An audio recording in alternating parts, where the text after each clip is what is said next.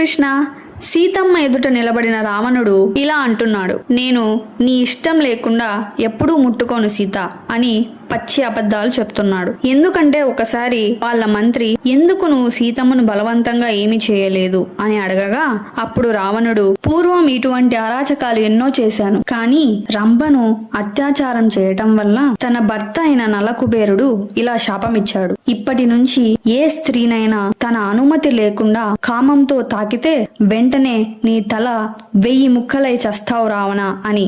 అందుకే సీతని ఇప్పటి వరకు తాకలేకపోయాను అన్నాడు. ఇక్కడ మీకు ఒక అనుమానం రావచ్చు, మరి సీతమ్మని అపహరించేటప్పుడు తాకి లాక్కుని వెళ్ళాడు కదా అని.